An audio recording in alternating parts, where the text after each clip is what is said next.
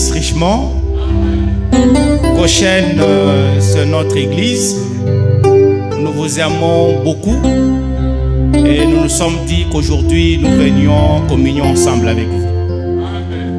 Tout ce que je pouvais vous dire, c'est que Frère Branham dit que le nom a une très grande influence.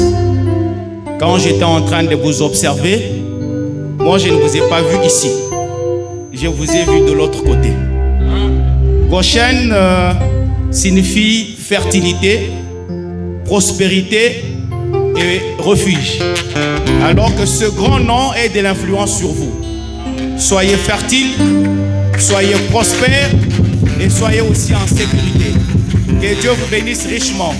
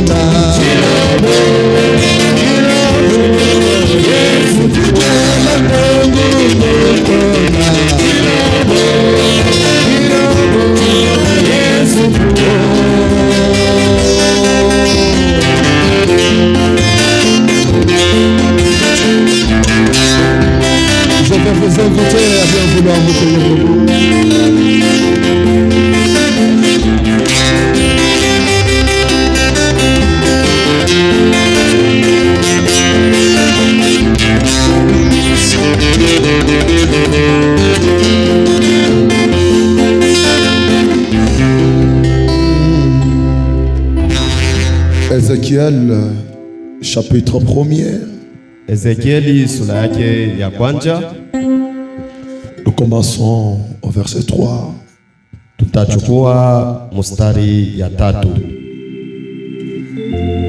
Ézéchiel, c'est dans l'Ancien Testament. Ni mu agano ya kale. La parole de l'Éternel fit adresser à Ézéchiel, fils de Biouzi, le sacrificateur, dans le pays des Chaldéens, près du fleuve du Kébar. Et c'est là que le main de l'Éternel fut sur lui.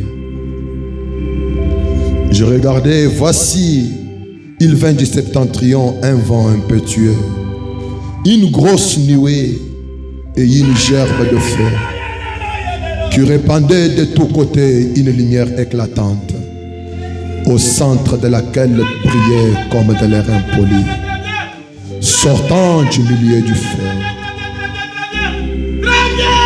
Au centre encore apparaissaient 4 animaux, dont l'aspect avait une ressemblance humaine. Chacun d'eux avait 4 faces, et chacun d'eux avait 4 ailes. Leurs pieds étaient droits, et la plante de leurs pieds était comme celle du pied d'un veau. Ils étincelaient comme de l'air impoli.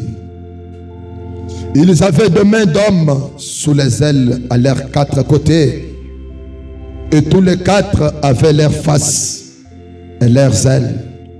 Leurs ailes étaient jointes l'une à l'autre. Ils ne se tournaient point en marchant, mais chacun marchait droit devant soi. Quant à la figure de leur face, ils avaient tous une face d'homme, tous 4 une face de lion à droite, tous 4 une face de bœuf à gauche, et tous 4 une face d'aigle. Leurs faces et leurs ailes étaient séparées par le haut. 2 de leurs ailes étaient jointes l'une à l'autre et découvraient leur cœur. Dieu notre Père, s'il te plaît, si jamais j'ai demandé ton secours, c'est maintenant que j'ai besoin de ce secours-là. S'il te plaît, tu connais que c'est un domaine qui n'appartient pas à un homme. Lire, je peux le faire parce que mon père m'a envoyé à l'école. Mais engendrer, féconder, donner la vie, tirer le contexte, je n'y peux pas. Je t'invite, toi, l'Esprit éternel. Lève-toi, marche la marche de triomphe au milieu de ton peuple et fasse-moi de la scène. Envoie ton peuple libre au nom de Jésus-Christ. Amen. Amen. Que Dieu bénisse la lecture de sa parole. Veuillez vous asseoir. Taketi na Mungu azidi kubariki kusoma kwa neno lake.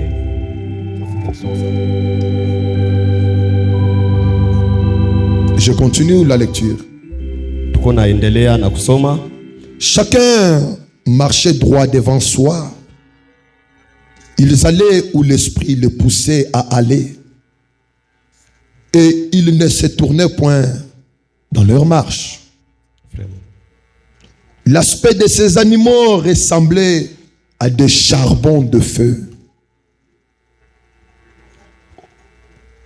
C'était comme l'aspect des flambeaux et se fait circuler entre les animaux. Il jetait une lumière éclatante et il en sortait des éclairs. Les animaux couraient et revenaient comme la foudre. Est-ce que vous êtes en train de suivre la lecture? Amen. Les animaux couraient et revenaient comme la foudre. Je regardais ces animaux Et voici, il y avait une roue sur la terre, près des animaux, devant leurs 4 faces. À leur aspect et à leur structure, ces roues semblaient être en chrysolite. Et toutes les 4 avaient la même forme. Leur aspect et leur structure étaient tels que chaque roue paraissait être au milieu d'une autre roue. En cheminant, elles allaient de leurs 4 côtés et elles ne se tournaient point dans leur marche. Elles avaient une circonférence, une hauteur effrayante, et à leur circonférence, les 4 roues étaient remplies d'yeux tout autour. Quand les animaux marchaient, les roues cheminaient à côté d'eux. Et quand les animaux s'élevaient de terre, les roues s'élevaient aussi. Amen. Amen. Esaïe chapitre 35. Hivi tutachukua kitabu cha Isaya sura yake ya 35. Tous les chapitres nous allons lire. Sura yote mzima hivi tutaisoma.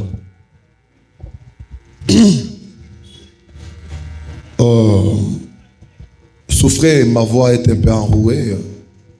Sauti yangu inesha kunifunga, mutanirehemu. Fabanam, ici je vais lire la lecture de Frère Branham. Umomi kuna soma ni mandiko ya ndugu Branham. Mes paroles failliront. Maneno yangu itashindwa. La parole de Dieu ne faillira jamais. Lakini neno la Mungu haiwezi kushindwa kamwe. Ainsi, na hivi aucun service hakuna kazi hata moja n'est complet sans une lecture préalable des Écritures. Hakuna mandiko hata moja. Aucun service. Hakuna kazi hata moja. Vous suivez-moi. Moye mutanifuata. Tu ne peux pas dire que tu tiens un service divin sans lire l'écriture dans la Bible. Hawezi kufanya huku natumikia Mungu kazi moja bila kusoma maandiko hata moja ndani ya Biblia. Amen. Tu ne peux pas dire que tu tiens une réunion. Hawezi kusema huko ndani ya vikawi. Tu commences à prêcher. Unaanza kuhubiri. Tu commences à faire prier les gens. Unaanza kuingisha batu maombi sans lire un passage de l'écriture.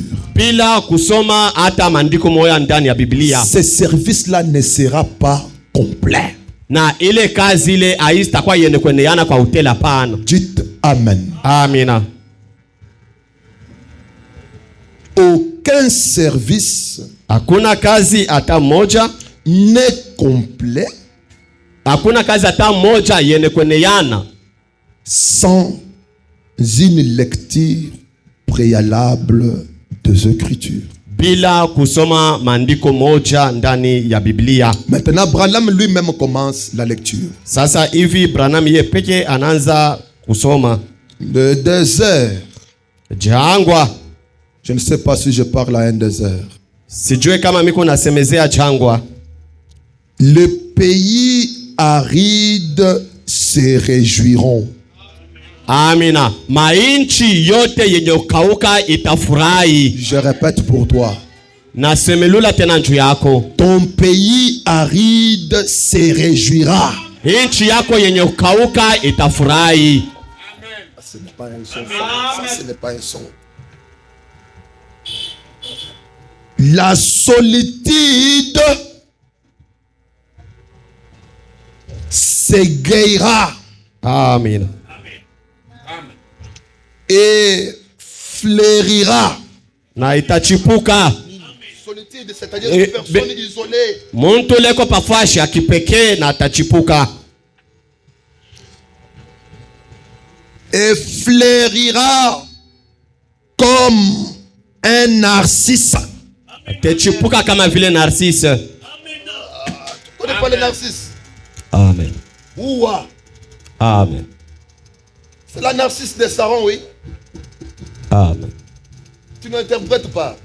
Ni uwa ya Narcisse. Les listes de la voilée, c'est la même Uwa ya mubonde.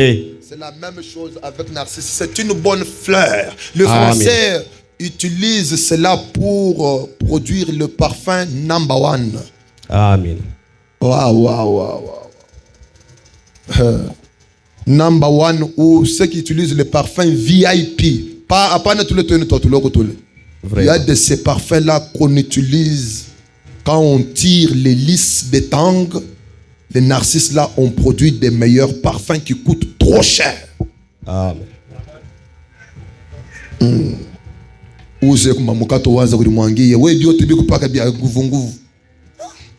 Amen. Je continue. Elle, si vous regardez bien, bon, supportez-moi, je me suis réveillé un peu bizarrement ce matin. Amen. J'ai besoin de lire seulement le prophétie, c'est ce que j'ai lu. Ézéchiel, c'est un prophète. Ésaïe, c'est le grand prophète. Elle se couvrira de fleurs. Le désert se couvrira de fleurs. Jangwa itaota maua. Et tressaillera de joie. Na itaingia ndani ya furaha kabisa. Avec chant. Itaingia na furaha na mimbo. D'allégresse. Na mimbo ya furaha kabisa. Et cri de triomphe. Na malalamiko ya ushindaji. La gloire du Liban, ile utukufu ya ile Liban, lui sera donnée. Itamupewa. La magnificence du Carmel et de Saron. Na ule onekanisho ya ile uwa ya Saron. Magnificence. Ile utukufu ile. Ils verront la gloire de l'Éternel. Itaona utukufu ya wa milele. Mutaona. Amina. La magnificence de notre Dieu. Mutaona utukufu ya Mungu wetu. Écoutez maintenant. Hivi mutasikiliza. Fortifiez les mains languissantes. Amina. Mweye mulete kwa nguvu wala mutilie kwa nguvu kwa mikono yenye kufadhaika. Et affermissez les genoux qui chancellent. Na moyo mupeleke kwa nguvu kwa magoti ili kuna tetemeka. Toi, main languissante, sois fortifié. Wewe mikono misaifu, wewe pata kwa nguvu. Toi, genoux qui chancellent, sois affermi. Wewe magoti ya kutetemeka, pata kwa nguvu. Dites à ceux qui ont le cœur troublé. Mwambie kwa pale beko na mioyo yenye kufurushwa. Prenez courage. Mchukueni hodari. Toi qui es troublé, wewe unaisha kufurushwa, reprends courage. chukua hodari. Toi qui es désespéré, wewe bila tumaini, retrouve ton moral. Amina, chukua tumaini asubuhi ya leo. Moral wow. Oh. Vraiment. Moral wow. Oh. Ça ce n'est pas branamique. Moral wow. Oh. Quand Fobanam dit moral wow, le peuple répond moral formidable. Amina. Moral wow. Moral formidable. Moral wow. Moral formidable. Dites à ceux qui ont le cœur troublé. Ampia pale beko na mamioyo yene kufurushwa. Goshen, prenez courage. Goshen, mchukueni hodari. Ne craignez pas. Msiongope kitu. Voici, tazameni, votre Dieu, Mungu wenu, la vengeance viendra. Maripo itakuja. La rétribution de Dieu. Maripo ya Mungu. Il Il viendra lui-même. Yeye peke atakuja. Pas quelqu'un d'autre. Ana mtu mwingine hapana. Pas son équivalent. Ana wakutuma hapana. Pas son substitut. Hayana mtu mwingine hapana. Lui-même. Ni yeye peke. Pas un pape de Rome. Hayana pape wa Roma. Qui doit venir? Nani anapaswa kuja? Lui-même. Yeye peke.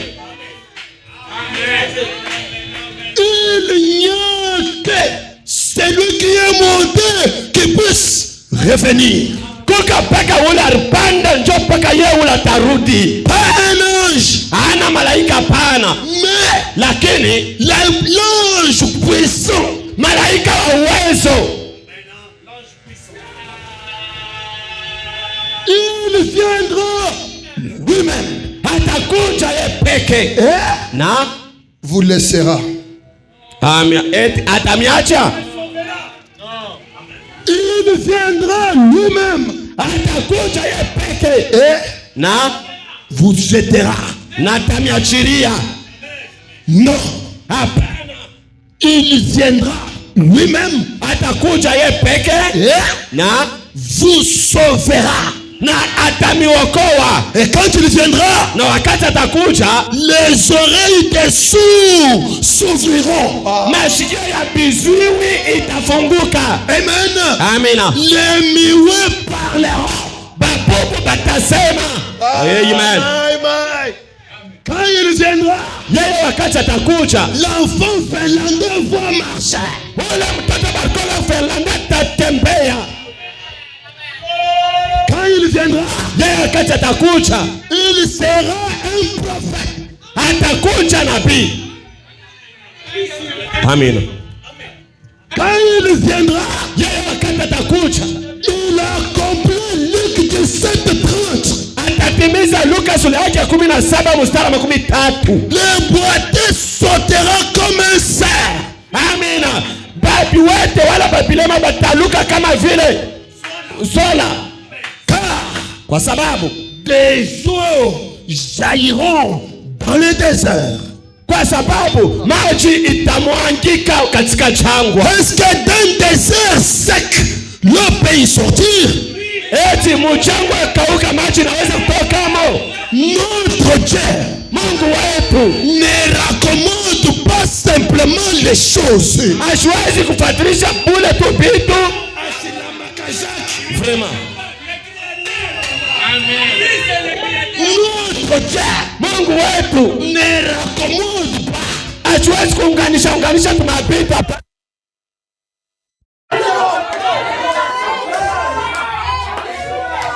Notre Dieu Mungu wetu ne raccommode pas.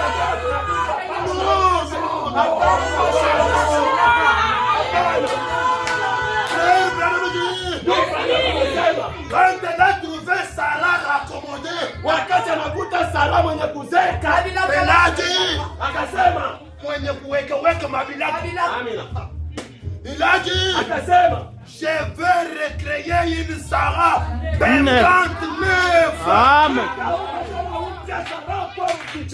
Au nom de Jésus-Christ, que quelqu'un reçoive la vie de la récréation.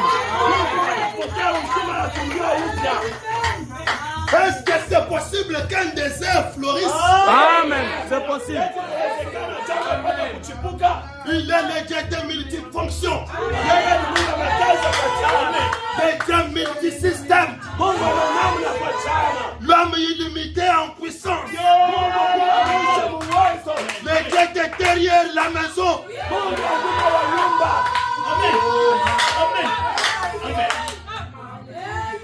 Il peut ramasser quelqu'un derrière la maison et le magnifier. Ce matin, que quelqu'un te ramasse. Qu'il te magnifie. Reçois l'onction de la magnificence.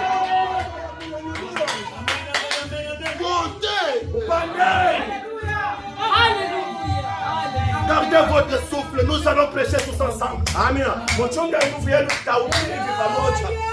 Écoutez la Bible dire.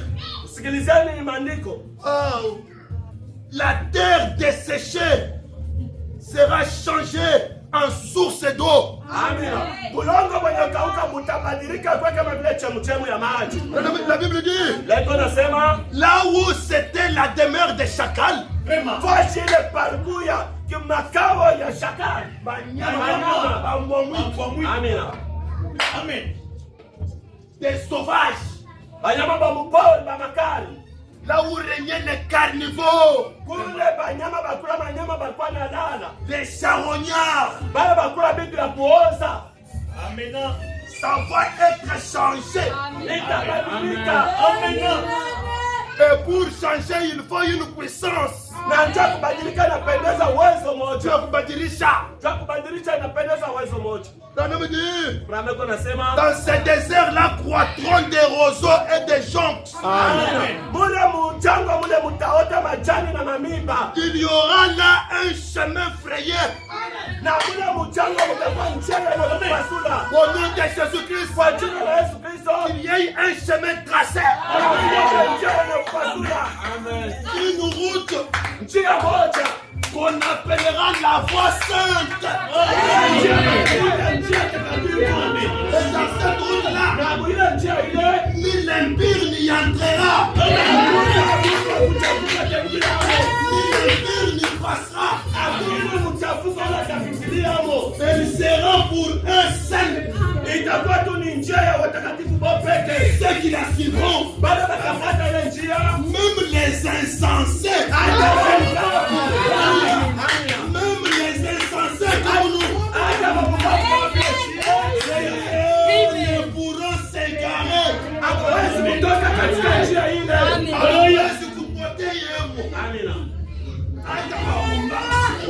Bana bakwende kumasomo, hata bana bakujua kusoma, wakati batavumbura hii barabara, bakiingia tu muingia, abata pote yaka kamwe,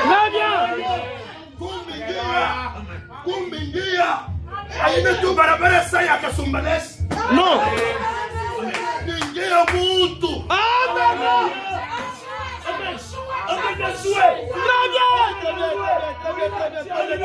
sur cette route, point de lion, mille bêtes féroces, ne la prendra, nul ne s'y rencontrera. Les délivrés comme toi, ils marcheront, les rachetés de l'éternel, les tourneront, ils iront à avec chant de triomphe et une joie éternelle couronnera leur tête. Une joie éternelle couronnera leur tête. Amen. L'allégresse fura. Oh, l'allégresse c'est une fura. Sangwe. Amen. Et la joie na furaha sasa s'approcheront. Itakaribia. La douleur, maumivu, au nom du Seigneur Jésus-Christ, katika jina la Yesu Kristo, la douleur, maumivu et les gémissements, maumivu na kulia. Alléluia. La douleur, maumivu et les gémissements na kilio kabisa s'enfuiront.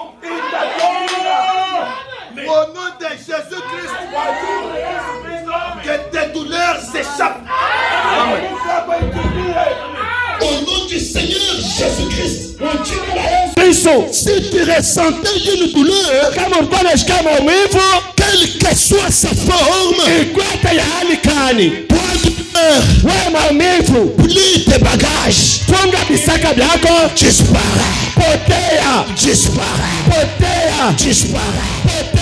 disparaît, parce que quelque chose de nouveau doit s'accomplir. Gardez le souffle. mchunge nguvu. Nous sommes en train de parler sur la seconde venue du Seigneur. Tuko mkatikati ya kubiri pakishina ambayo kuja kwa pili kwa Bwana. Une seconde venue qui n'a rien à voir avec la venue du Saint-Esprit. Hii kuja kwa pili haina mambo ya kuja kwa Roho Mtakatifu, hapana. Est-ce que vous me suivez? Eti mnatufuata? Ce n'est pas un problème de la venue du Saint-Esprit. Haina mambo ya kuja kwa Roho Mtakatifu, hapana. Amen. Amina. Le Saint-Esprit est descendu le jour de la Pentecôte. Un point, c'est tout. Roho Mtakatifu ilishuka siku ya Pentekoste, inesha pale. Je parle de la venue d'une personne physique. Mika nasema kuja kwa mtu mwili. L'ange puissant d'Apocalypse 10 que nous sommes en train d'étudier. Ule malaika wa Ufunuo 10 ule tuko mkatikati ya kujifunza. Il descend eko na shuka et il pose son pied droit sur la mer et son pied gauche sur la terre sec. Anaweka mkono yake ya kiume pa maji na mkono yake ya shoto pa kikavu. Et frère Branham nous a dit, na ndio Branham anatuambia, rappelez-vous, mkumbukeni, cet ange, ce septième ange, huyu malaika wa saba est sur la terre eko duniani au moment de cette venue. Ule malaika wa saba eko duniani muuku kucha. Et le vendredi nous étions en train de voir qu'est-ce qui s'était passé dans cette déflagration. Na mukazi tatu turaanza kujifunza nini ilifanyika mwile tupata. Alors que Fabana avait senti une déflagration. Donc Branham alishikia tupata moja. Il a commencé à dire quelque chose sur le point d'arriver. Je dois mourir. Anaanza kusema kuwa kitu kinapaswa kufika na mimi naweza kufariki. Il est allé dire à Meda, akaenda kuambia mke wake Meda, je vais bientôt partir. Mitaenda hapa sasa. Prends les enfants. Wewe chukua batoto, amène-les chez Billy. Ubapeleke kwa mkubwa yabo Billy. Pour que Billy veille sur les études des enfants. Hivi Billy apate kukesha pa masomo ya batoto. C'est là que je vous ai dit, envoyez les enfants à l'école. Chokole ni kamiambia mtumeni batoto shuleni. Et dans cette situation, sasa katika ile mambo, Branham est allé à Greensmill. Branham arenda ku Greensmill. Arrivé à Greensmill, wakati alifika ku Greensmill, cette constellation est descendue. Ile mkusanyiko ikashuka dans la forêt. Ndani ya pori. Et il lui a dit retourne. Ikamwambia rudia. C'est ton nouveau ministère. Hii ni huduma yako mpya. Tu ne mourras pas. Haustafariki kamwe. Alors nous avons compris que na turelewa ya kwamba le premier poule, mvuto ya kwanja, ce n'était pas le message du septième ange. Haikukuwa ujumbe ya malaika wa saba. N'est-ce pas? Haina vile. Je dis ceci. Miko nasema hivi. Les miracles et la guérison n'étaient pas le message de frère Branham. Miujiza na uponyaji haikukuwa huduma ya ndugu Branham, hapana. Le deuxième poule, mvuto ya pili, c'était le discernement. Ilikuwa ni kufafanua mawazo. Ce n'était pas le message du septième ange. Haikukuwa ujumbe ya malaika wa saba. Amen. Amina. Même quand il pouvait tourner les dos. Hata wakati aliweza kugeuka mkono. Même quand il pouvait faire tout ça. Hata wakati aliweza kufanya vyote. C'était juste des tremplins. Ilikuwa tu kitu cha kwanza kuluka. Non, pas kutembelea. Pa kutembelea. Pour s'approcher de la chose principale. Hivi apate kuchofa kukintu cha mzizi kabisa. Quand Jésus donnait les pains aux gens, wakati Yesu alikuwa analeta mkate kwa watu, il n'était pas venu pour donner les pains aux gens. Yeye ashikukunje ndio kwanza ukabula mikate kwa watu hapa. Mais lui avait un pain spécial. Lakini yeye alikuwa na mkate ya kipekee. C'était ça sa mission principale. Kaji na kaji la kuia. Avant de leur présenter son pain là, il devrait d'abord leur donner un pain naturel pour attirer leur curiosité. Est-ce que quelqu'un est en train de suivre? Mais il n'était pas venu pour enlever votre famine, non. Mais se rappelle qu'il avait dit que les pauvres vous en aurez toujours. Wangapi anakumbuka kwamba masikini mtakuwa na bokula. Jésus avait dit. Yesu alisema. Il a dit à Judas. Akamwambia Yuda. Les pauvres. Masikini. Vous en aurez toujours. Mtakuwa na bopaka.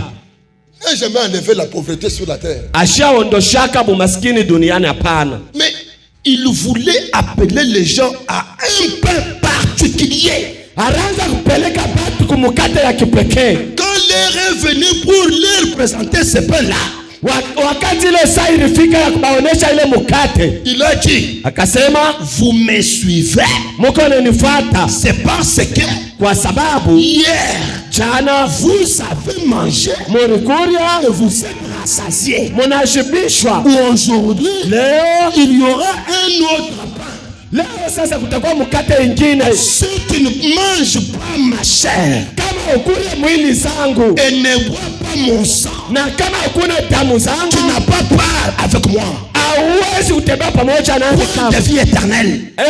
hakuna usima wa milele. C'est à ce moment-là que Jacques Moura dit, Njoo kule Jacques Moura akasema hapana, cette parole hii maneno est dure. ni ya nguvu kabisa. Moïse nous a dit qu'on ne peut pas manger la chair d'un homme. Musa alituambia kwamba hawezi kula nyama ya mtu, hapana. On a quand même eu le temps de supporter que cet enfant était un Belzéboul.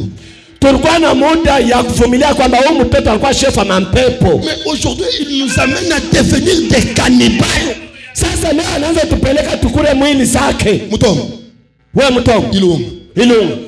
même moi, beaucoup à Kaloge. Mie huyu abako akalo. Jamais. Toi. Twende.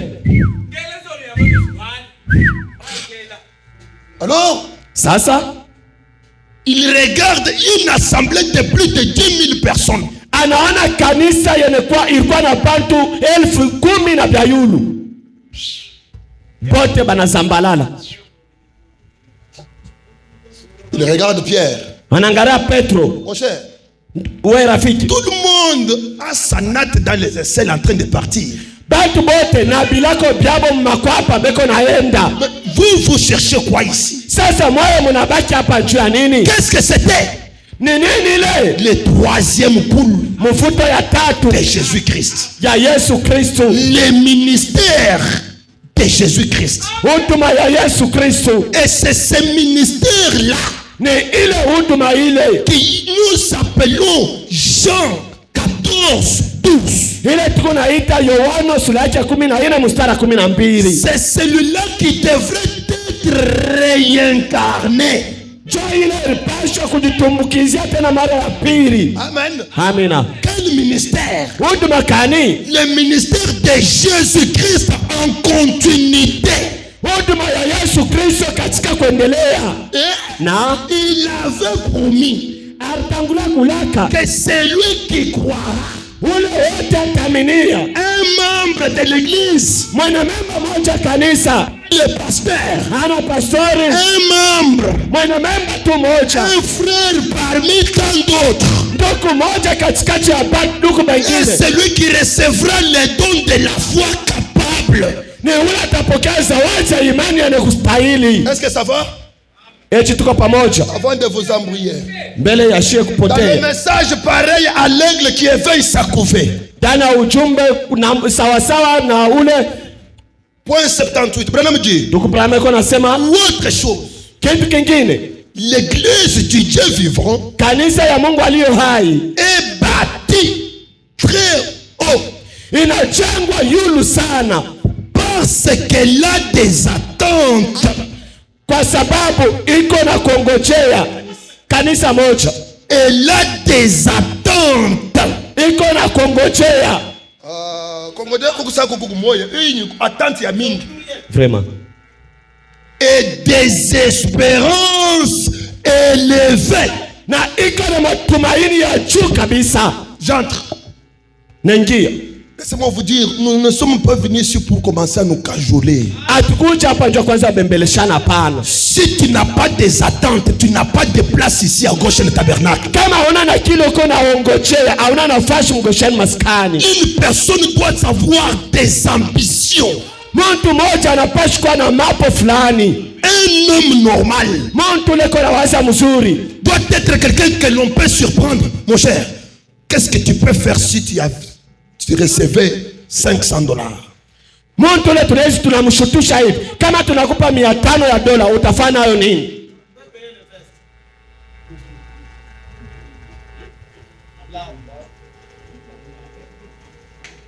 On me disait un jour, Walikuwa wananiambia siku moja,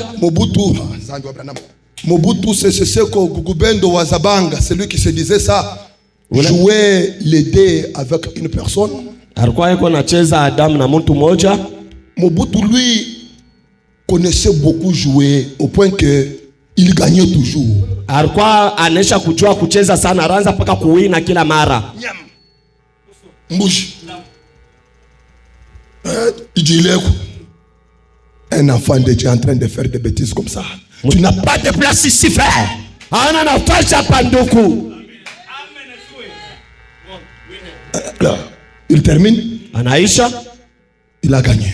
Anawina. Alors on lui dit que il y a une personne aussi Banamwambia kwamba kuko tena mtu mwingine qui est dans tel coin. Eko kungambo fulani. Lui, Yeye, tu ne peux pas le gagner.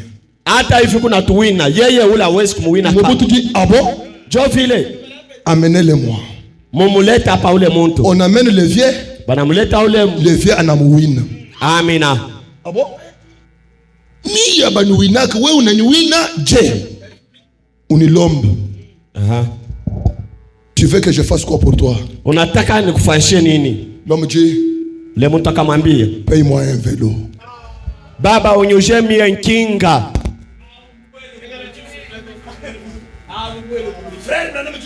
Donc Brahma konasema l'église du Dieu vivant est bâtie très haut. kanisa ya Mungu aliyo hai ni yamekujengwa juu kabisa. Parce qu'elle a des attentes et des espérances élevées. Kwa sababu iko na makongoja kwa mingi na matumaini ya mingi.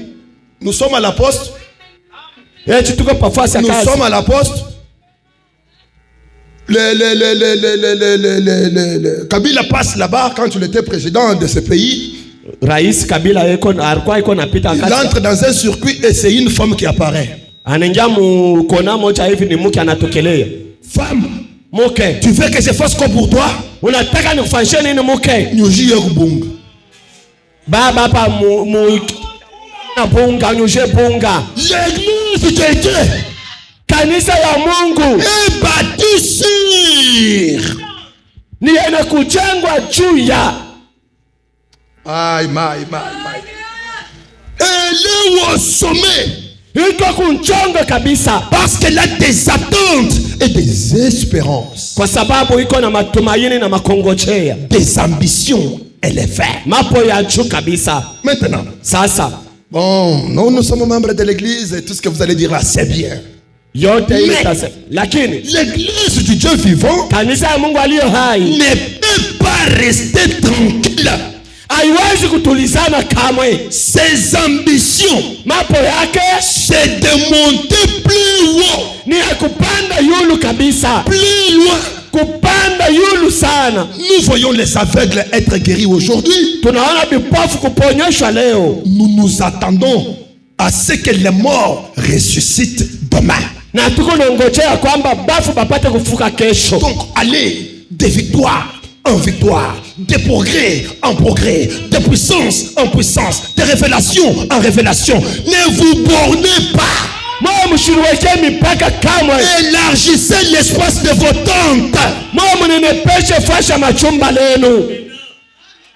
Un petit capital de $100 en 2020, $100 en 2021, $100.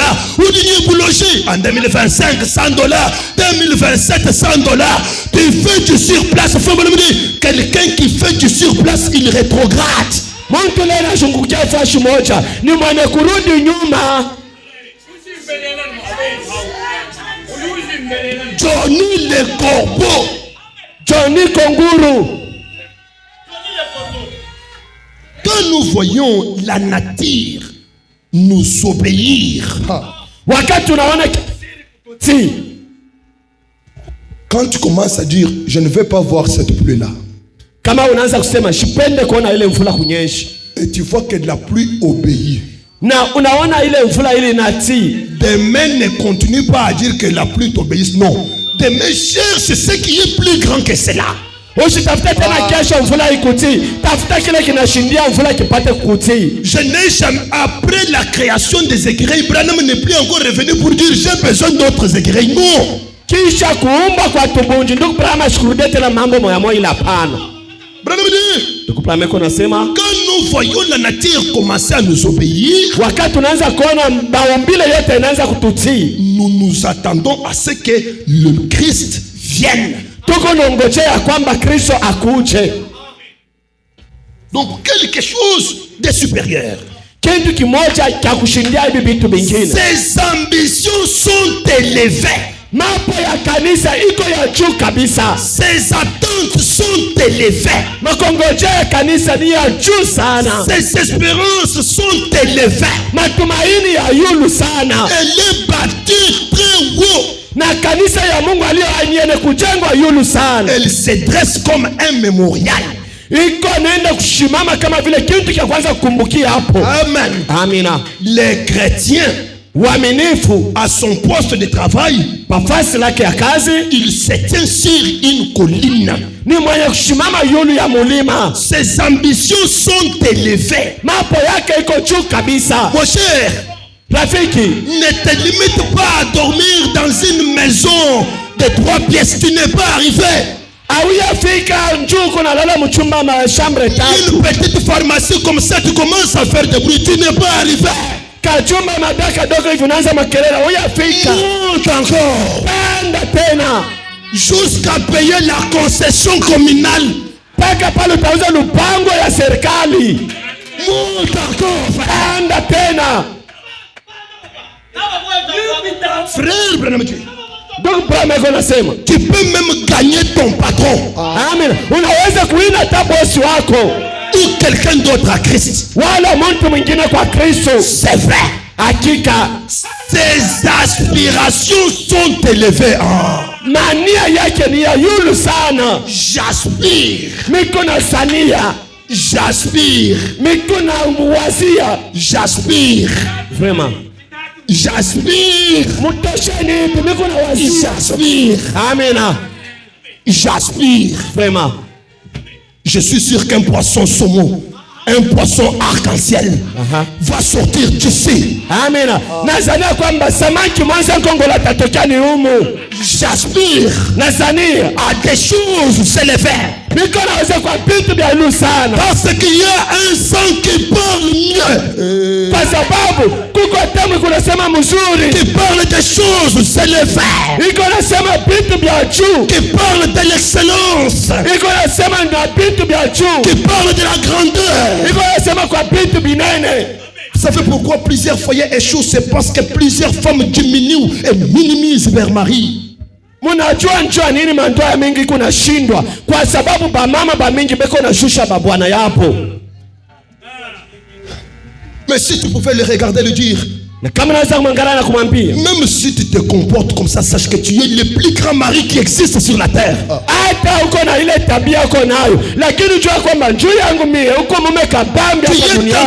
réveiller sa conscience. Ses aspirations sont élevées.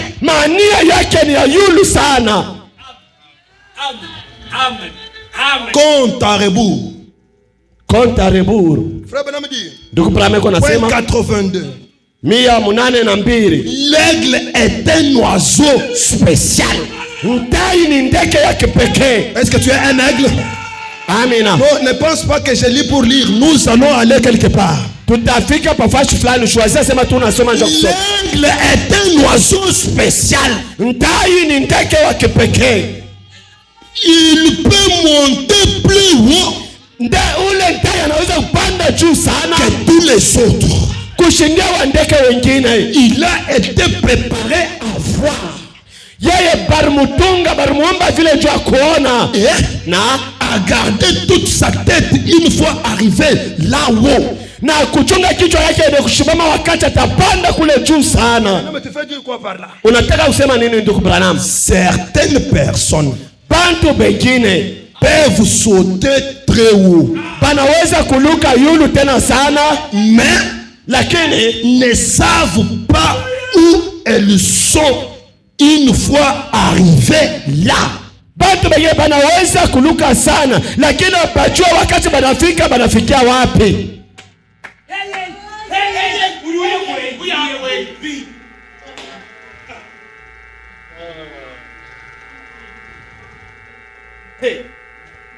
Elle sait comment garder sa mère.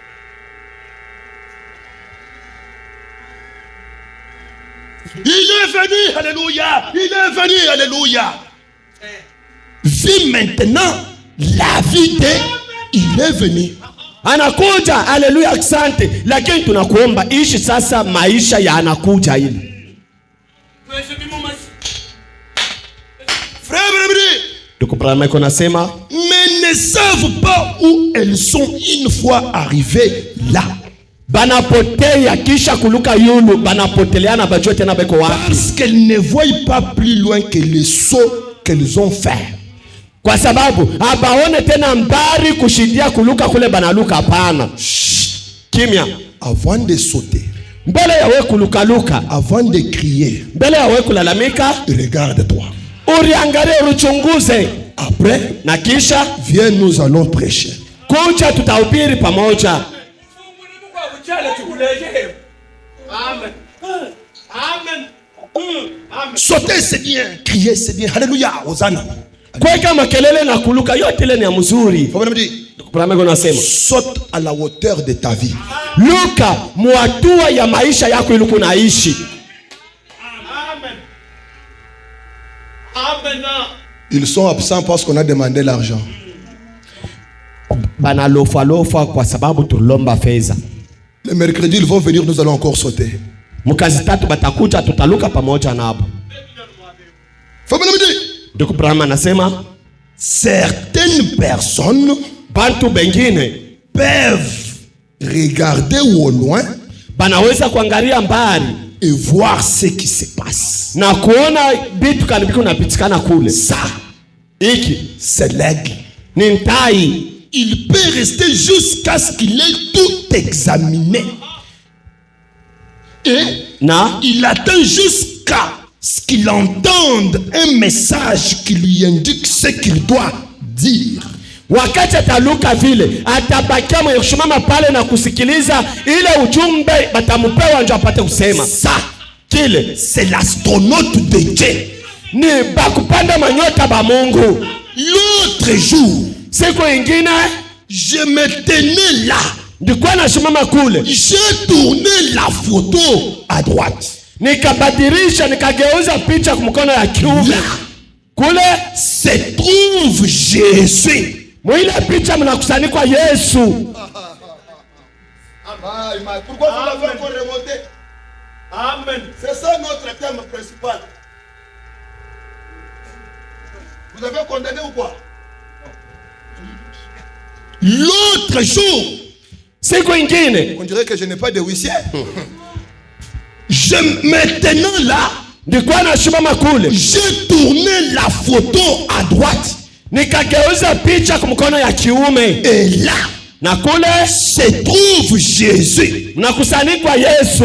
Comme il était dans les 7 âges de l'église. Mwile picha mnakusanyikwa Yesu sawa sawa vile alikuwa mbizazi 7 ya kanisa. Portant une perruque blanche. Mwenye kuvala kofia mweupe. Pour montrer la divinité suprême. Ile kofia mweupe ndio kuonesha bumungu bwachu. Il est l'alpha et l'oméga. Yeye ni mwanzo, yeye tena ni mwisho. Il est le premier et le dernier. Ni yeye tena wa kwanza, pia ni yeye ndio wa mwisho. Il est le juge suprême. Yeye ni mwamuzi wa juu de toute l'éternité. Ya milele yote qui se tient là. Mwenye kukala mule mpicha. Il a confirmé le message de cette heure. Anatimiza hii ujumbe ya hii wakati. Maintenant faut bien me dire. Sasa ndugu Brahma yuko nasema. Au point 147. 147. C'est là. Ni kile. C'est là. Ile picha ne mourra jamais. Na ile picha haitafariki kamwe. C'est là.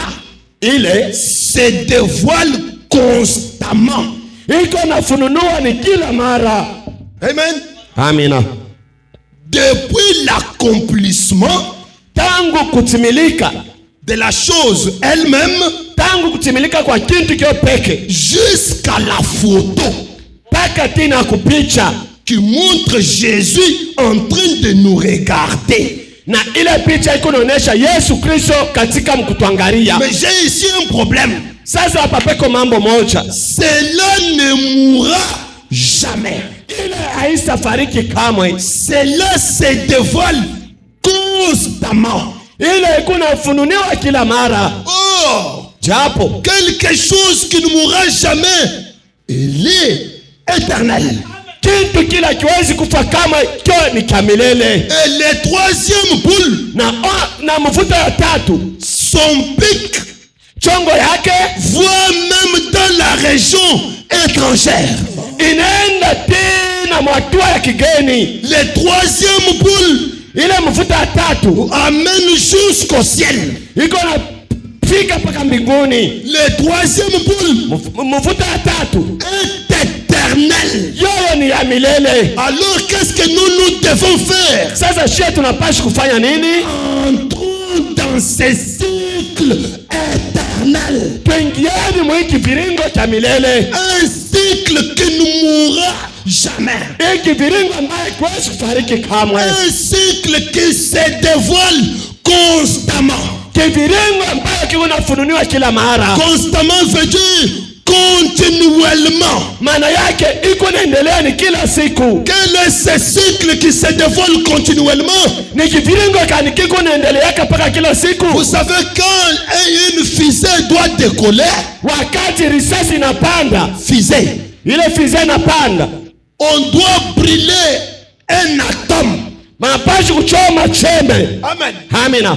Un atome, chembe moja, doit être brisé. Inapashi kuvunjwa. Et quand elle est brisée, wakati inavunjwa, cette puissance atomique libère la fusée. Na ile uwezo anatomiki ile na libere ile musila. Alors quand ça sort, wakati natoka, ça explose. Inapasuka. Et quand ça explose, wakati inapasuka, ça se multiplie en atomes. Inazarikwa inakuwa tu machembe. Alors ces atomes là, na ile machembe ile peuvent encore exploser. Inapaswa kupasuka pia. Quand ce qui est sorti là, ça arrive à un certain niveau, wakati ile inapasuka inafika moto fulani, ça explose encore. Inapasuka pia. Cela crée un arbre de parties. Ile inazala muchi yenye kuwa na matawi mingi. On brise l'atome, banavunja chembe moja, ça explose. Inapasuka. Quand ça explose, wakati inapasuka, ça donne une autre branche. Inaleta tena tawi ingine. Une autre branche. Tawi ingine. Quand ça arrive ici, wakati inafika pale, ça explose. Inapasuka. Ça explose encore. Inapasuka pia. Ça donne une autre branche. Inaleta tena tawi ingine. Est-ce que quelqu'un peut voir quelque chose? Etiko mtu anaona kitu fulani. Ça monte. Inapanda. Ça monte encore. Inapanda tena. Ça monte. Inapanda. Ça monte encore. Ainsi de suite, constamment. Iko nene na pasuka vile kila mara. Ainsi de suite, vile continuellement. Kila siku inapasuka vile. Depuis l'apparition de la chose, tangu onekanisho ya kitu, jusqu'à ce matin, mpaka nasubia leo. Je peux te donner une bénédiction. Mungu anaweza kupatia baraka moja qui va exploser. Ile itapasuka. Qui va exploser. Ile itapasuka. Qui va exploser. Ile itapasuka sans fin. Bila mwisho. Cela ne mourra jamais. Na ile haiwezi kufariki kamwe. Cela se dévoile constamment. Iko napasuka kila mara. Est-ce que quelqu'un est là? Amina. Cela ne mourra jamais. Na ile haiwezi kufariki kamwe. Maintenant, sasa, vous vous rappelez que quand la nuée est descendue, mnakumbuka wakati wingo ikashuka, frère Branham était au sol. Ndugu Branham alikuwa pa udongo, en train de chasser. Alikuwa yeko na winda wanyama avec frère Genet, na ndugu Gele, frère Freddy Sotman, ndugu Freddy Sotman, toute son équipe là. Na timu yake yote ile. Il s'est retrouvé au-dessus de la terre. Combien se rappelle? Amina. Anakusanisha yulu ya udongo. Pourquoi vous n'aimez pas venir à l'église? Tu ani nampendake kuja kanisa. Maintenant on pose la question, combien se rappelle? Tu n'es même pas là. Vous n'êtes même pas engagé. Amuna tana makaje yenyewe ya kabaila. Maintenant, sasa, Fabelam était au sol. Il se retrouve dans la nuée. Qui se rappelle que Branham est entré dans la nuée? Wangapi wanakumbuka kwamba Branham aliingia katika wingo? Que Dieu vous bénisse quand même vous là.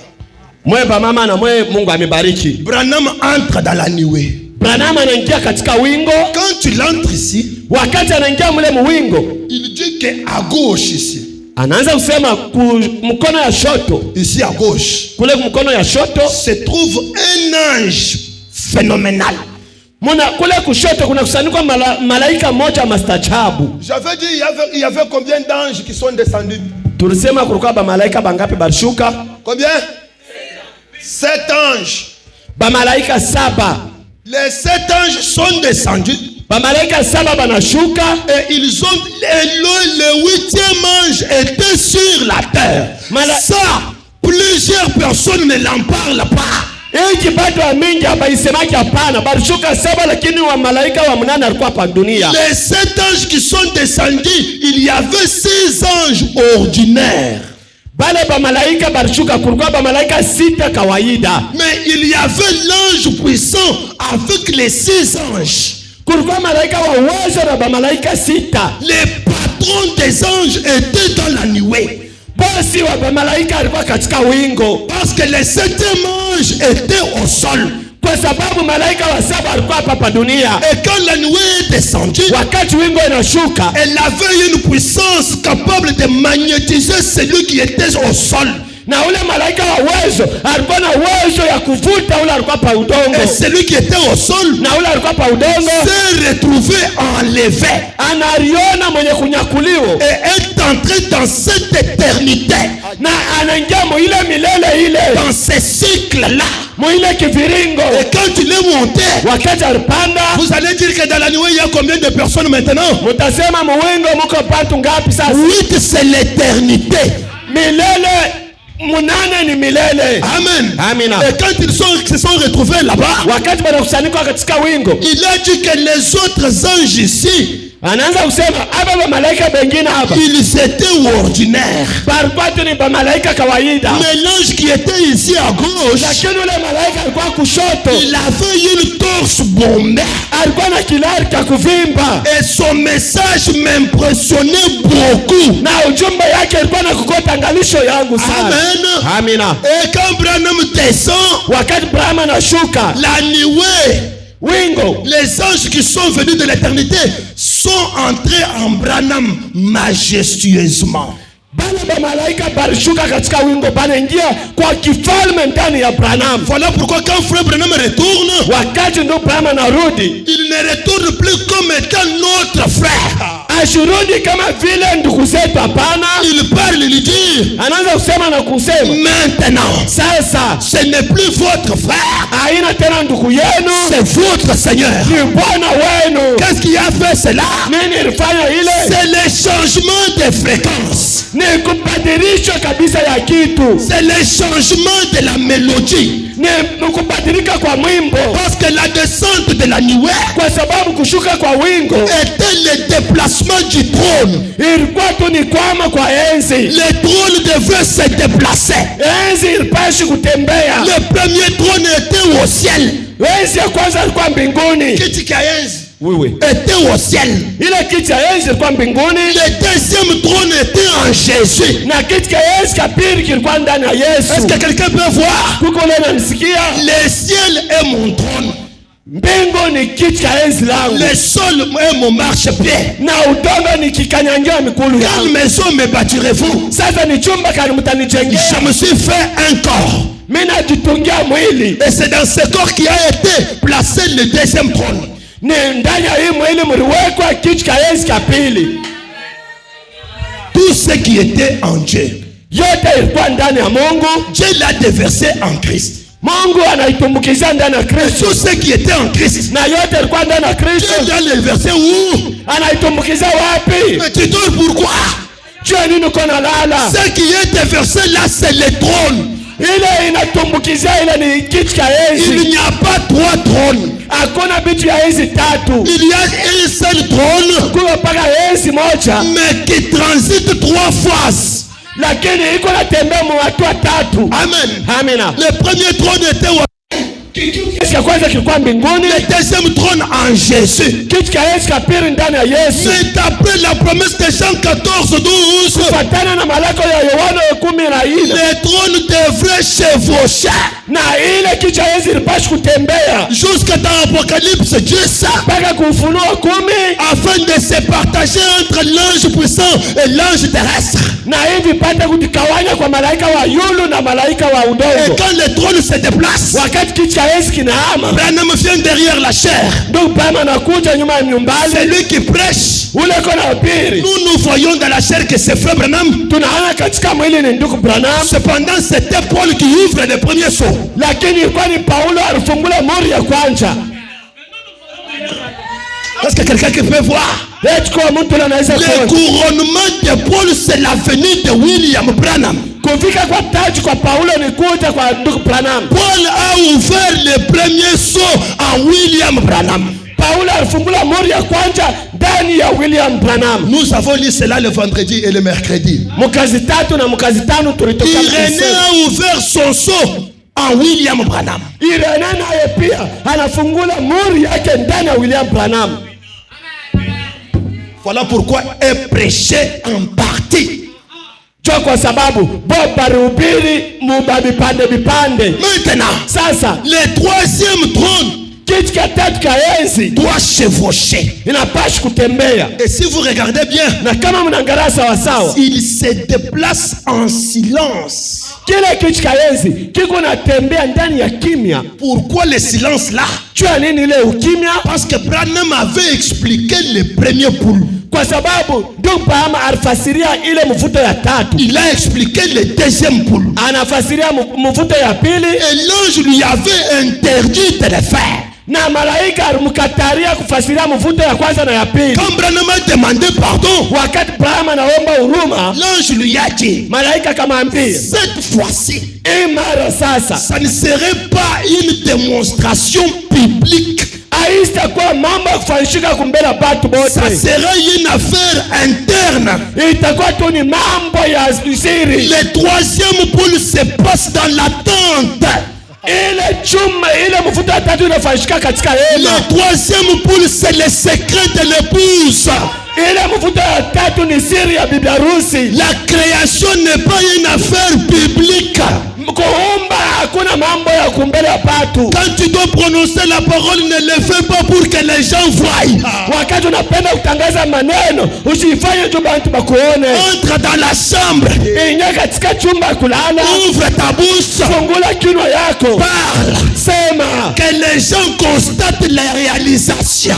batu bapate kuona tu matunda. C'est l'âge du silence d'environ une demi-heure. Ni kizazi cha ukimya kipande ya saa. Reste calme. Wewe bakia kimya, Dans une concentration. mwana kujifikiri kabisa, Dans une méditation profonde. uko katika kufikiri kwa upana. Église Kanisa, qui donne les sphères du bavardage. tutokeni hatua ya Qui kusema donne les kanya, sphères du cri. tutoke hatua ya kusema kanya kabisa.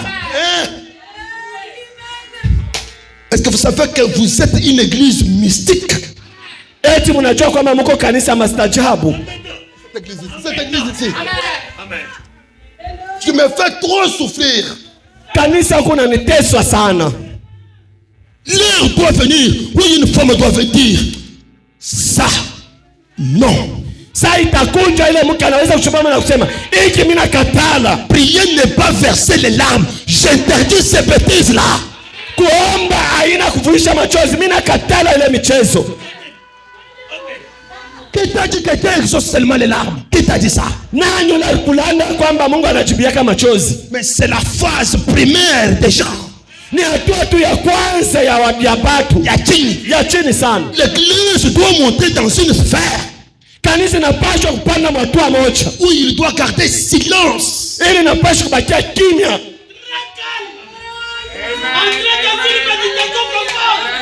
Un astronaute ne fait pas de bruit. Wakupanda manyota hana mtu wa makelele. Un astronaute entre dans une zone insonorisée. Wakupanda manyota eko naingia mkachumba bila sauti. Dans une capsule qui lui est appropriée.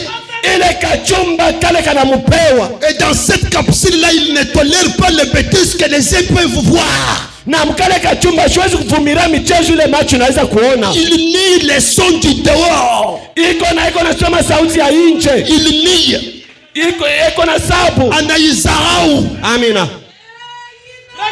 Et le troisième pôle, ce n'est pas un monde de pentecôtistes, frère.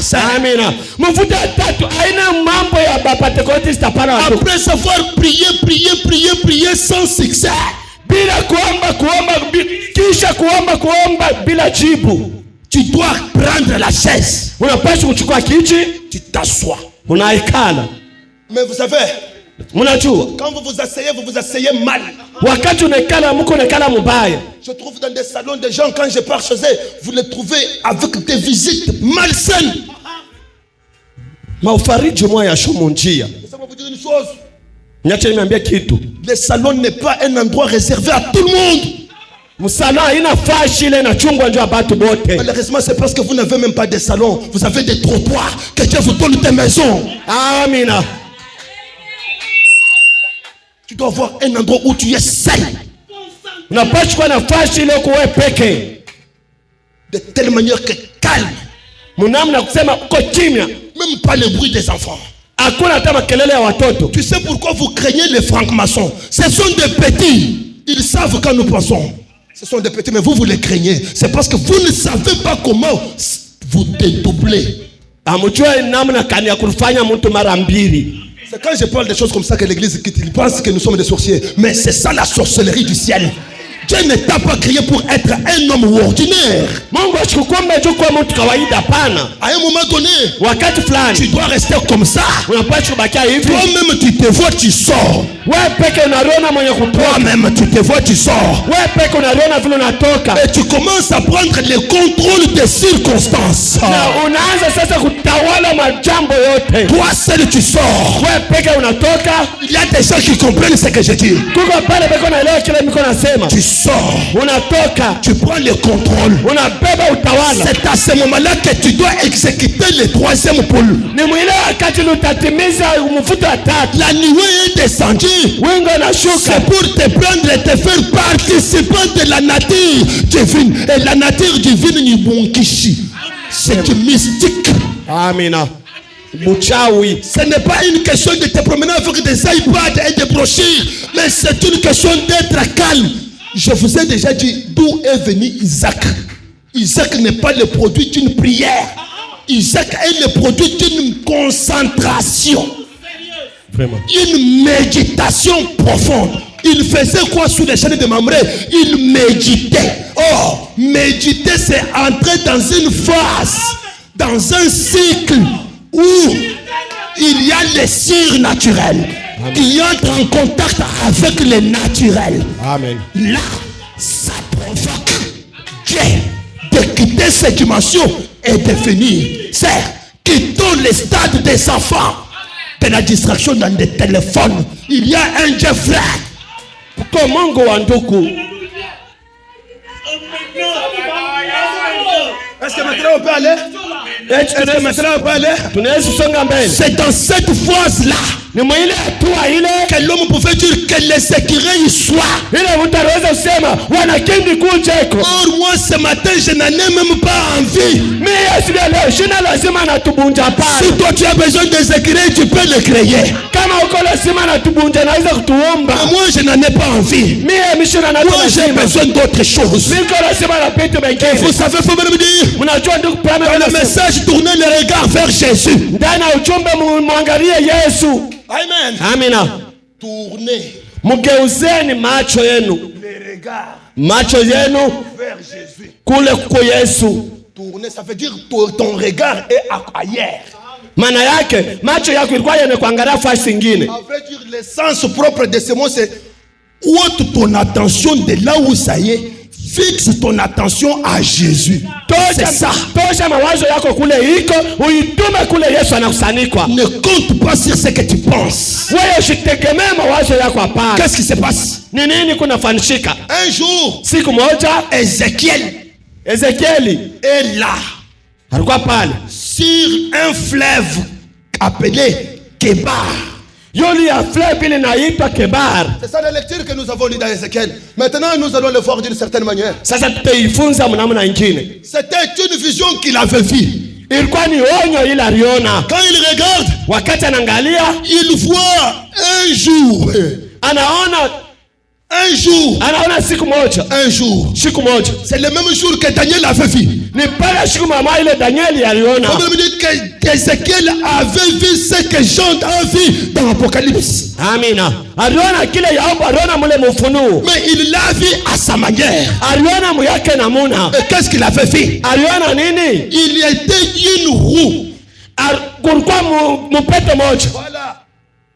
Il a constaté dans sa vision qu'il y avait une roue. Akaona katika onyo yake kulikuwa mpeto moja qui tournait. Na ile mpeto ilikuwa inazunguka. En haut. Ilikuwa inazunguka mpepo. Au milieu d'une autre roue. Ilikuwa inazunguka ndani ya mpeto ingine. Lukata mundu mwa lukata luko. Mpeto ndani ya mpeto ingine. Faut bien me dire. Tukuprame nasema c'était le moyen de la roue. Ilikuwa tu ni namna ya mpeto. Vous voyez? Alléluia, alléluia, alléluia. Amen. Alléluia. Le moyen. Vous connaissez les fourches? Ouais. Vous voyez dans le pneu d'un vélo? Ouais.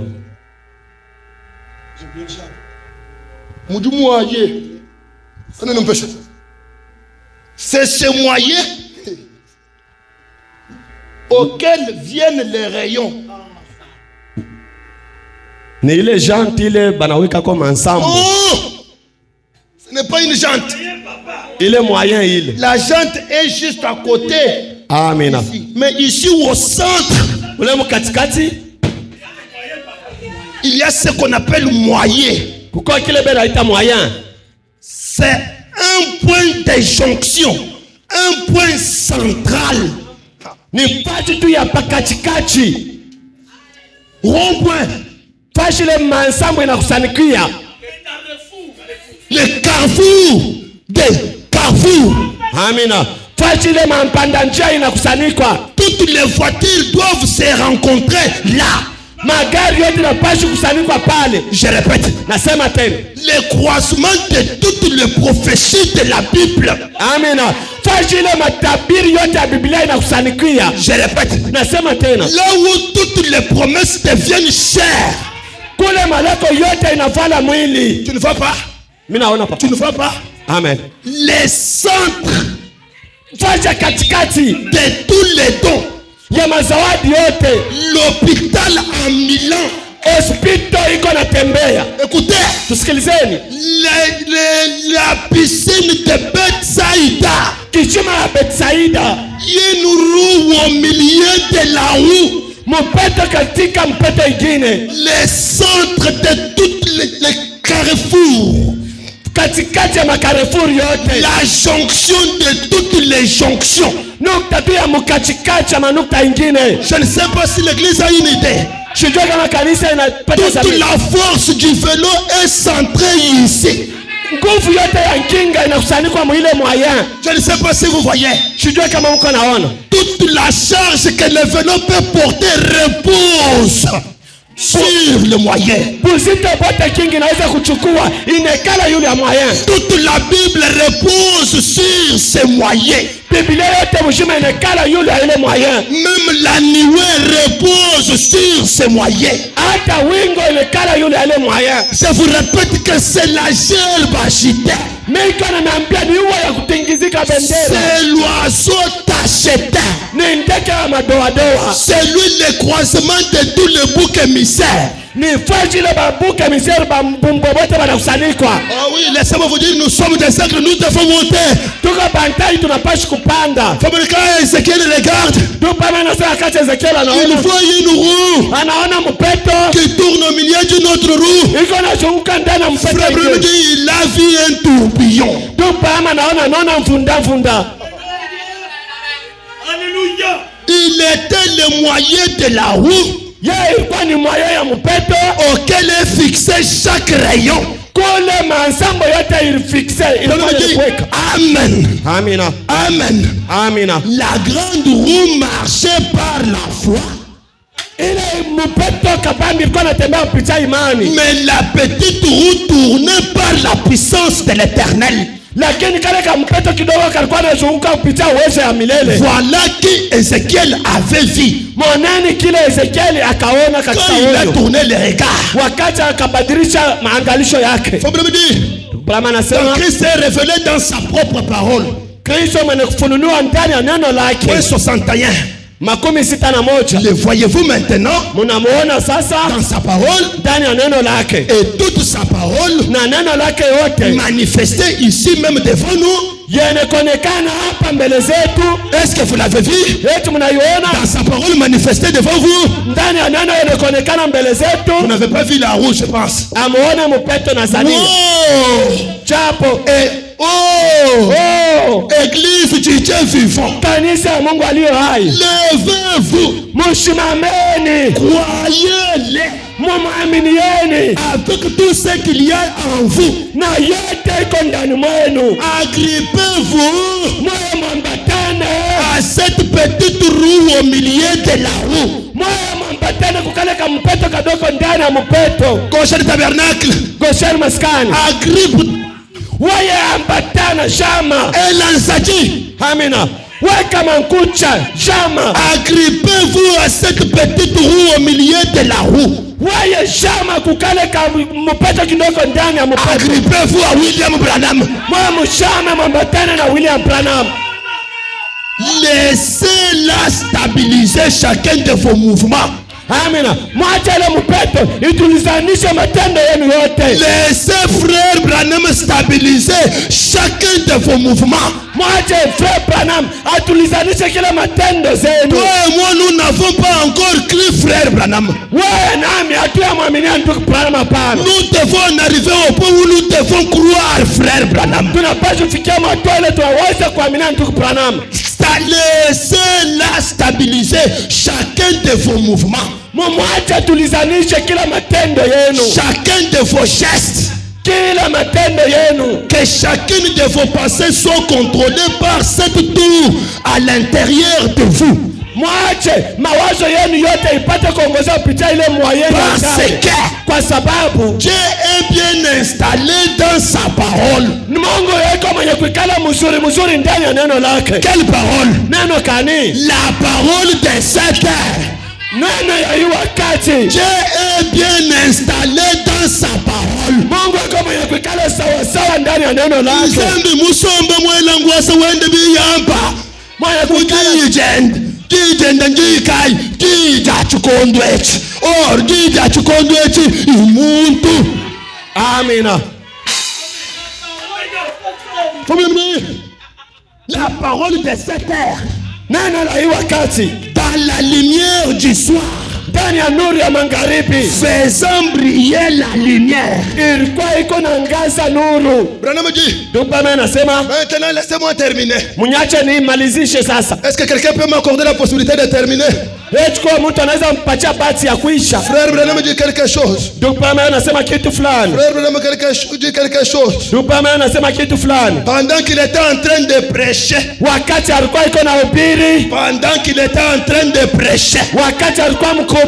Est-ce que quelqu'un a laissé pour voir? Echukua mtu kana macho kuona. C'est que Ézéchiel avait vu dans la vision. Kile Ezekiel aliona ndani ya uonyo. Nous aujourd'hui nous avons vu ça physiquement. Shie leo tunaiona ndani ya mwili. Qu'est-ce que Ézéchiel avait vu? Ezekiel aliona nini? Il avait vu un feu. Aliona moto moja. Une roue au milieu de la roue. Mpeto ndani ya mpeto ingine. Il a constaté qu'au milieu de cette roue-là, akatazama ndani ya ile mpeto, il y avait un char. Kulikuwa char moja. Et dans ce char-là, il y avait les 4 êtres vivants. Il y avait les 4 êtres vivants. Or les 4 êtres vivants, ils sont là pour protéger les trônes. Pour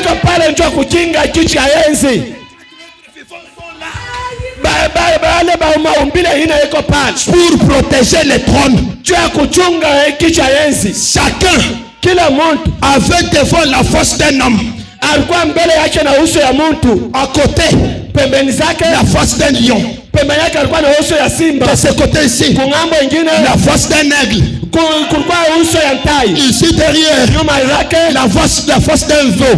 D'un bœuf. uso ya ngombe. Maintenant, Sasa il était combien?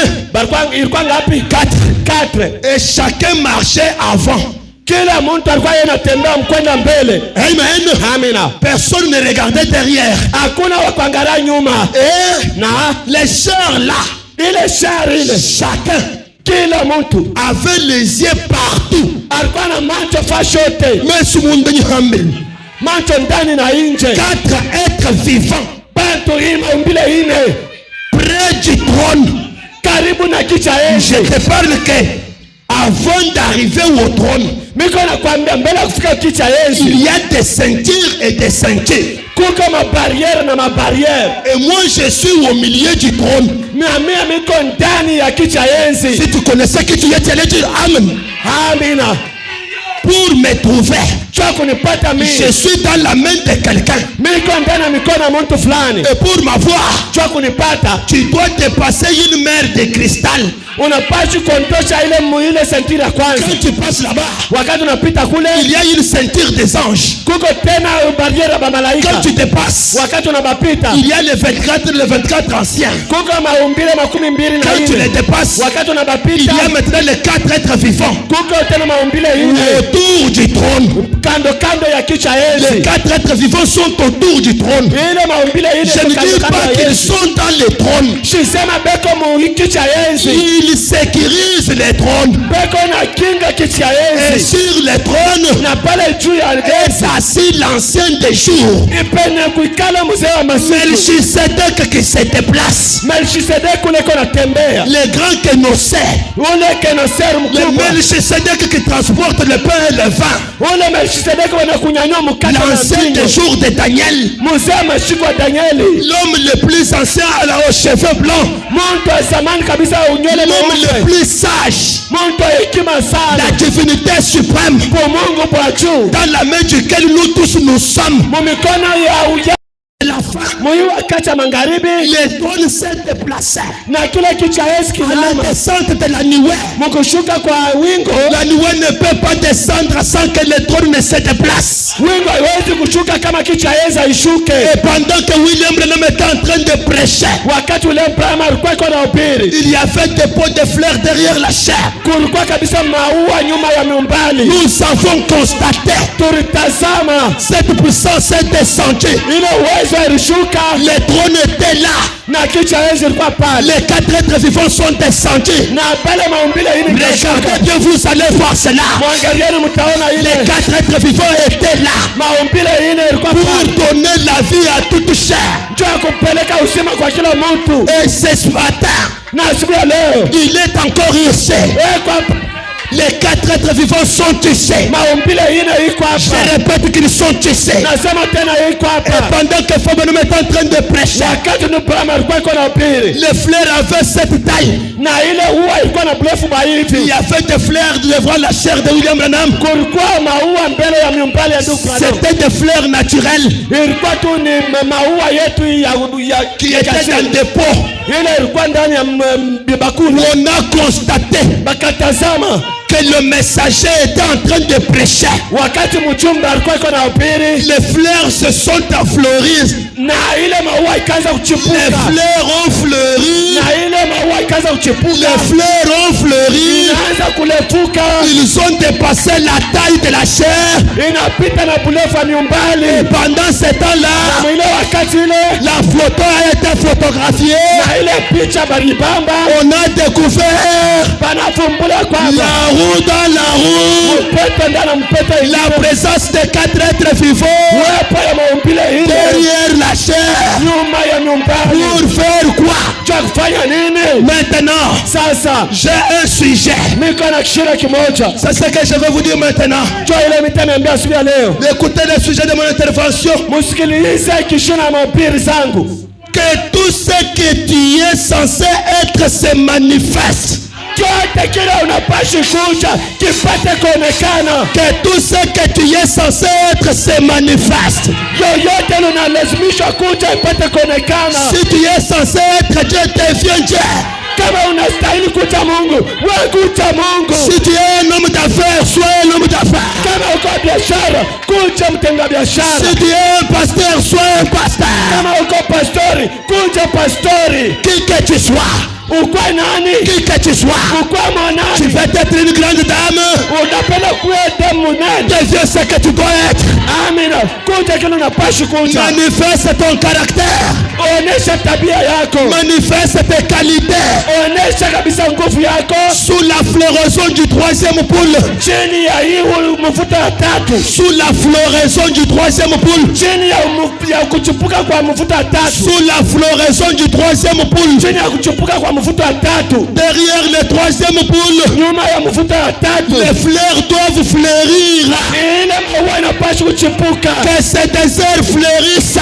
Amina. Ile chango ipate uchipuka. Que ces déserts fleurissent. Hii chango ichipuke. Au nom de Jésus-Christ. Kwa jina la Yesu Que tout Kristo. ce qui était sec Ile yote ilikuwa kauka. reprenne vie. Ipate Au nom de kulipa. Jésus-Christ. Kwa jina la Yesu Kristo. Que ces entreprises-là qui ne marchaient pas Ile kampuni haikuweza kutembea. à cause du trône, Juu ya kiti cha à enzi. cause du trône, Kiti cha enzi. soyez délivrés. Mfunguliweni. Au nom de Jésus-Christ. Kwa jina la Yesu Kristo. Suivez ce que Frère me dit. Tufuateni kile ndio Bwana anasema. Frère me dit. Ndio Bwana anasema. Dans la puissance de la décision, Ndani ya uwezo wa kuchukua mpango. on avait mis la verge d'Aaron là.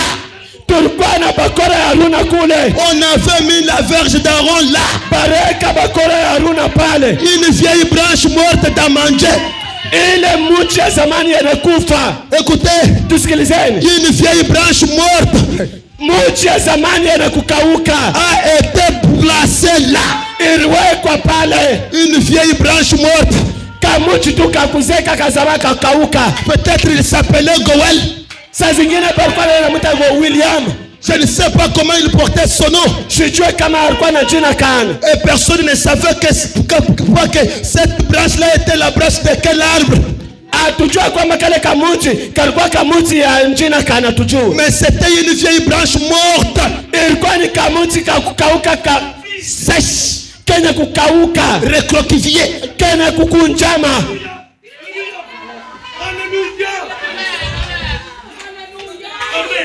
Gauche le tabernacle. Goshani maskani. Quand cette branche-là passe devant les gens sont en train de minimiser. Wakati kale kamuti kanapita mbele ya watu wako na isarau. Maintenant, Hivi sasa on a commis une faute lourde. panaweka tunatenda kosa mnene kabisa. C'est de prendre cette vieille branche Ni kuchukua kale kamuti kakukauka et l'amener sous la rosée du troisième poule. na kuileta chini ya lumande ya mvuta ya tatu. Le troisième poule a une rosée. Mvuta ya tatu kuna lumande. Écoutez ce que j'ai dit. Usikilize kile mnapenda Même sema. les fleurs sans vitamines peuvent vivre. Hata uwa bila vitamini aweza kuishi. Mais lorsqu'elle est passée sous la gloire de la Shekinah, Wakati napita chini ya utukufu ya Shekina. lorsque la vieille branche est passée sous la gloire de la Shekinah, Wakati akamuti kakuzeka kanapita chini ya utukufu ya Shekina. laissez-moi vous dire, Mwenyewe nimeambia. ramassez-les, Mubalokote. ramassez-les. Mubalokote. Au nom de Jésus-Christ, Kwa jina la Yesu Kristo. ramassez-les, Mubalokoteni. ramassez-les. Mubalokote. Sous la gloire de la Shekinah, Chini ya utukufu ya Shekina. il doit y avoir une puissance de transformation. Unapaswa kuwa uwezo wa kubadilisha. La nuée est descendue. Wingu inashuka. C'est pour changer la stature de chacun. Nita kubadilisha bumuto kila Frère Branham dit, Ndugu Branham wanasema. mais lorsqu'elle est passée sous la gloire de la Shekinah, Wakati ile mchi inapita chini ya utukufu wa Shekina. tout ce que l'était Ile yote ile mchi ilikuja. avait été restauré. Ilirudishwa. Tout ce que la branche était, Kile chote mchi ilikuja. elle a été restaurée. Ilirudishwa. Au nom de Jésus-Christ, Kwa jina la Yesu tout Kristo. ce que tu as perdu Yote ambayo ulipoteza. soit restauré. Urudishwe. Tout ce que nous ne pouvons pas voir de toi, Yote ile tuwezi kuona na macho. récupère-les, Wewe upate kuichukua. manifeste-les, Upate kuionesha. manifeste-les. Uionekanishe. Au nom de Jésus-Christ, Kwa jina la Yesu Kristo. manifeste ce qui est en toi. Amen. William, Papa. manifeste ce qui est en toi. Amen. Je Tu reçois. es médecin. Amen. Sois ce que tu dois être. Au nom de Jésus-Christ. Oh, no, katika jina la Au Yesu. nom de Jésus-Christ. Kwa jina la Yesu. Au nom de Jésus-Christ. Kwa jina la Yesu. Manifeste ce que tu dois être. Onekanisha Au nom kile de unapaswa. Jésus-Christ. Kwa jina la Yesu. Manifeste ce que tu dois être. Onekanisha kile unapaswa kuja. Dis-moi, tu t'aimes. Sois ce que tu es censé être. Amen. Kuja kile unapaswa kuja. Frère me dit, Tupa amen. tout ce qu'elle était, Kyote kile ile mchiri kuja. elle avait été restaurée. Ilirudishwa. Frère me dit, Tupa amen. maintenant écoute ce qui te concerne. Kusikiliza ili kunatuangarisha. Il en est de même du pécheur ce matin. Ni sawasawa na zambi asubuhi ya leo. Na mtenda zambi asubuhi ya leo. Ça c'est pour toi. Ni juu yako. Tu vas me dire, pasteur, mais moi je suis un pécheur. Utaniambia baba, miko mtenda zambi. Moi je m'absente de l'église chaque jour. Ninalofaka kanisa kila mara. Le troisième poule ne te refuse pas.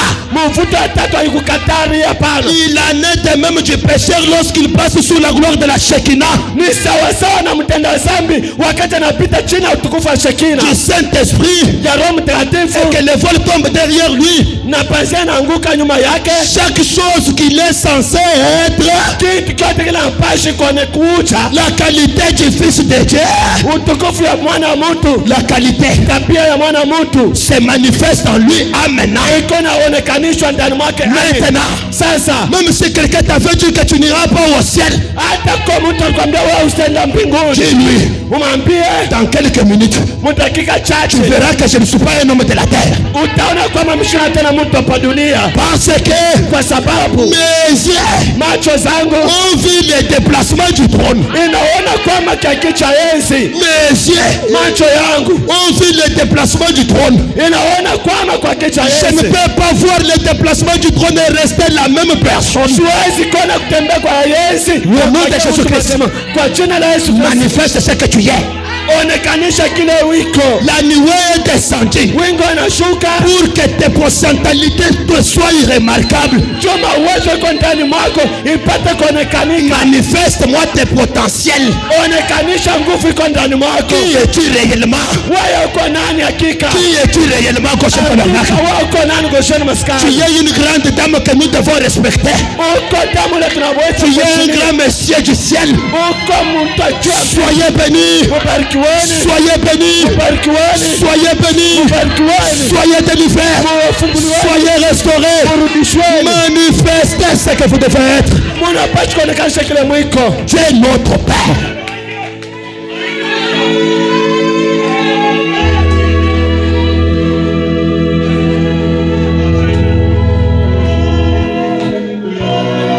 Je veux que ces déserts fleurissent maintenant même.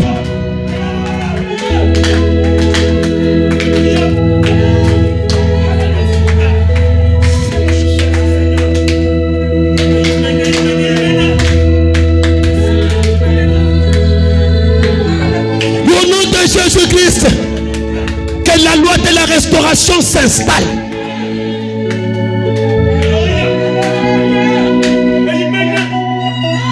Seigneur, je ne peux pas voir les déplacements du trône et rester indifférent. Non, non, non. Connecte-moi au trône. Connecte ces hommes. Connecte Amen. Ces femmes. Amen. Au trône. Qu'il y ait une relation intime, personnelle. Amen.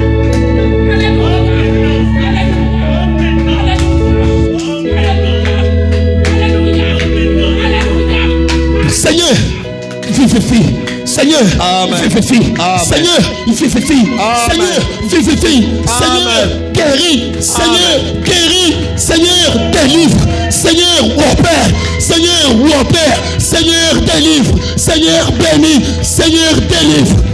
À toi la gloire. Amen. À toi l'honneur. À toi la puissance.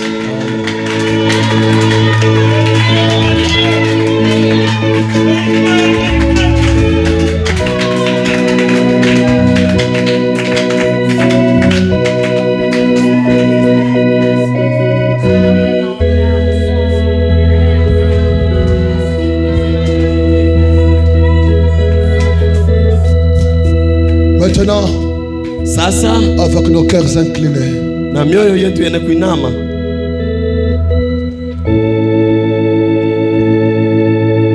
Tu es sans beauté, c'est parce que tu es un bâton jeté, négligé. Hauna na buzuri na burembo kwa sababu uko muti yenye kukauka ile baritupa banaizarau. Mais derrière le troisième poule, il y a une puissance transformatrice. Nyuma ya mvuto ya tatu muko muwezo ya kubadilisha. Pendant que son serviteur va prier pour nous. Wakati mtumishi wake atapanda yule nyumbani na prends cette information là. Wewe chukua kule ule uharibifu ule. Brandis-les maintenant. Wewe uinyanyue sasa. Ne quitte pas ici avec tes douleurs. Usitoke hapa na maumivu uko nayo. Ne quitte pas ici avec tes problèmes. Usitoke hapa na mambo. Ne quitte pas ici avec les larmes. Usitoke hapa na machozi. Que cette puissance capable de fleurir les fleurs te rajeunisse. Amina. Hii uwezo inastahili kutecha ile maua ipate kurusha vijana. Suivons la prière. Tutasikiliza maombi. Seigneur notre Dieu, nous croyons sans l'ombre d'aucun doute. Nous croyons sans faille que ta parole est la vérité. Ce matin, cette parole a été démontrée avec puissance.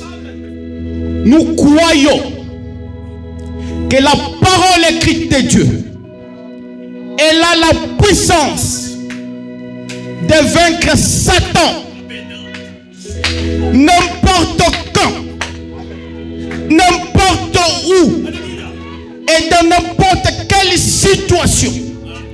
Ça c'est infaillible, ça c'est inébranlable.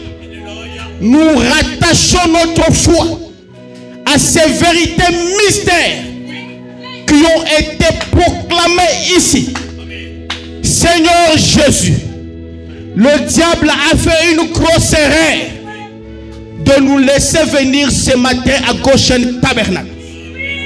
Nous sommes comme ces bâtons secs qui ont été dans la présence de la gloire de la Shekinah.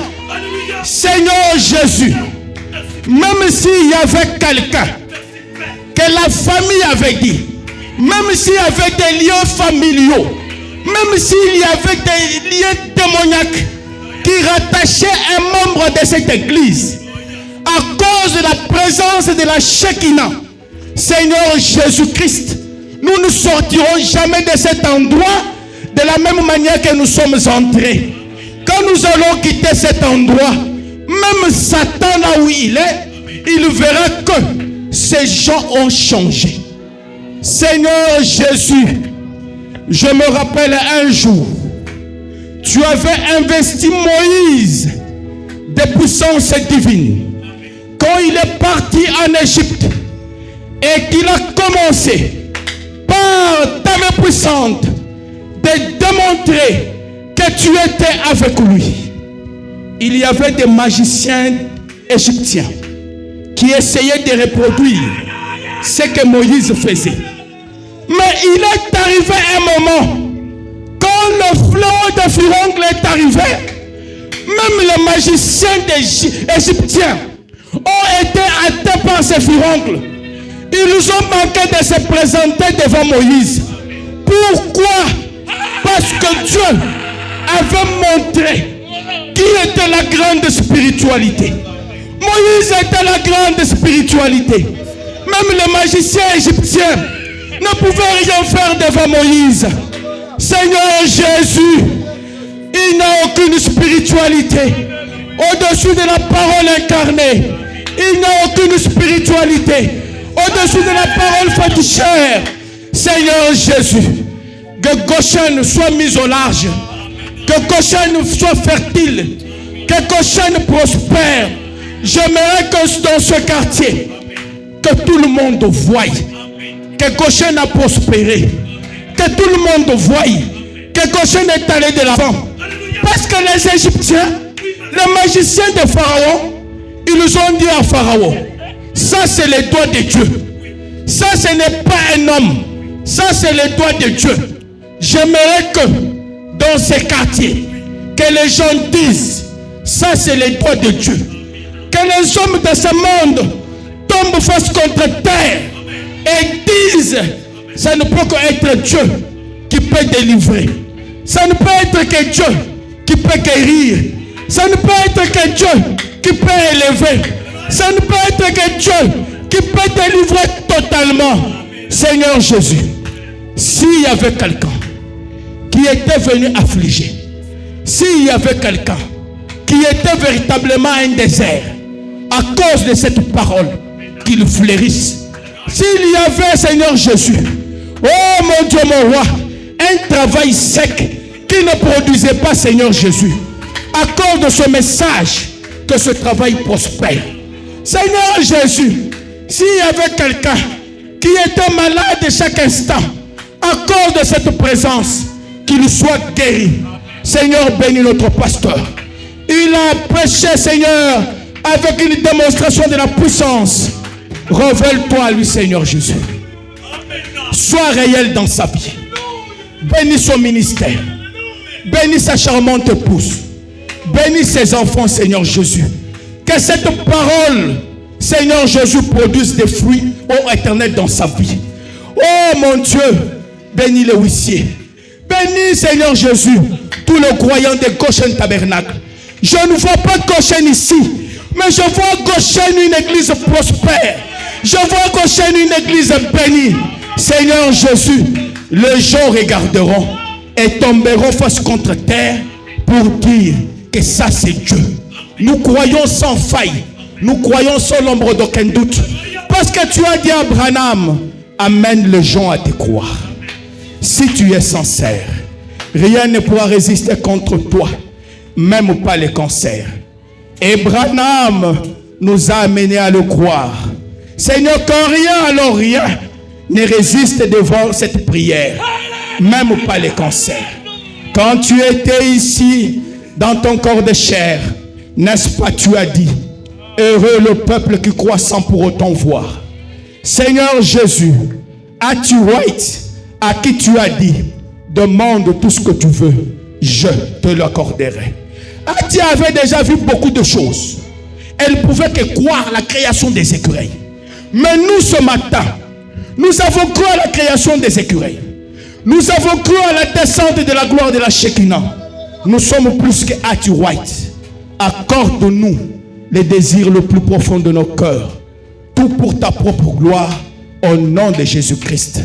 Amen. Merci. Merci bien. Wow.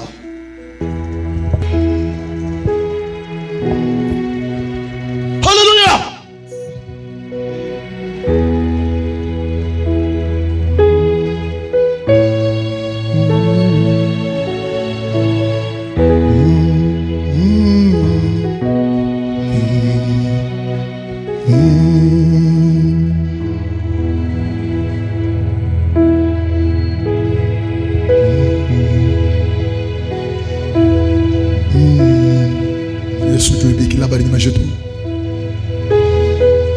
Alléluia.